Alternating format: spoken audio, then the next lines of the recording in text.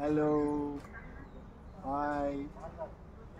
ఇది మా ఇంట్లో ఉన్న పాదు, చిక్కుడు పాదు, కాకర పాదు, బీరపాదు, 3 పాదులు కలిపి ఒకే దగ్గర ఉన్నాయి.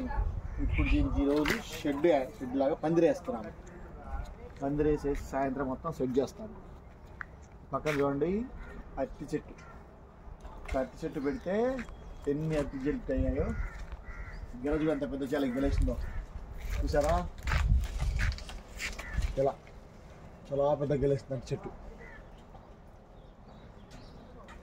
దీనికి రెగ్యులర్గా ఇక్కడ వేపాకు, ఇంట్లో ఉన్న వేప చెట్టు ఆకు, ఈ ఆకులన్నీ రాలగొట్టే ఒక దగ్గర వేసేసి ఎరువులాగా తయారు చేసి మా అమ్మగారు వీటికి అంతా ఎరువుగా వేస్తున్నారు.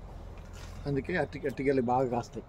ఇగో ఇదేమో దెన్సుగడ్డలు అంటారు, మొరంగడ్డలు ఇంత లావు అవుతాయి. ఈరోజు ఆల్రెడీ పాదు తీసేసి ఉడకబెట్టి తిన్నాం. ఆల్రెడీ మస్తు టేస్ట్గా ఉన్నాయి దెన్సుగడ్డలు. మా ఇంట్లో బాగా పడతాయి. అటు చెట్లు చూడండి, అటుపాదులో కూడా ఎంత లా ఉందో, పెద్దగా ఉంది. ఒకటి గెలేసింది, ఒక గెల అయిపోయింది, రెండో గెల ఇది. ఇంకో చెట్లు ఇంకా 6 చెట్లు ఉన్నాయి. 1 2 3 4 5 6 ఉన్నాయి. ఇది కాక 6 చెట్లు. నెక్స్ట్ ఒక్కొక్క గెలేస్తుంది.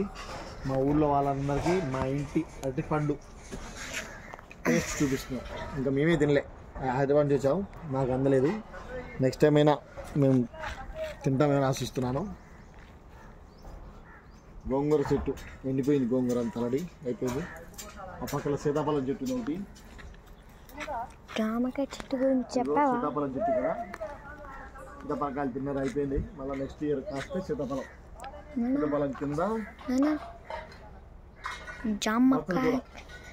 తీగ బట్టలు పెట్టారు. తీగ బట్టలు ఊళ్ళో చాలా మంది ఉన్నారంట మా ఊరు వాళ్ళు. ఆ పక్కన మా ఇంటి పక్క వాళ్ళది పర్తీ కట్టారు, కూరగాయలు కాసినట్టుంది, అయిపోయింది. అవతల వైపు జామ చెట్టు ఉంది. ఇది తీగ బచ్చలి, అదేమో జామ చెట్టు కాయలు మా ఊరు వాళ్ళందరూ తిన్నారంట. మేము వచ్చే టైంకి జామకాయలు ఉండవు. మా ఊరు వాళ్ళందరూ ఉన్న కాయలు తెంపేసుకొని తిన్నారు. పిల్లలందరూ ఫుల్ ఎంజాయ్ చేస్తారంట పిల్లలు మా ఇంటికి వచ్చి జామకాయలు తిని. ఆ పక్కన వేప చెట్టుకి చూసారా ఎలా ఉందో. వేప చెట్టు నీడలు ఉయ్యల గట్ట అనేది పిల్లలు ఇప్పటివరకు దీంట్లో ఫుల్ ఎంజాయ్ చేశారు. ఊయల్లో అమ్మ పిల్లలు ఫుల్ ఎంజాయ్ చేస్తారు. ఉయ్యలో 2 ఉయ్యల వేప చెట్టు చల్లటి నీడలు, అటొక ఉయ్యల ఇటొక ఉయ్యల, ఫుల్ ఎంజాయ్ చేసాం with friends. Thank you very much. Please like, subscribe, share, comment.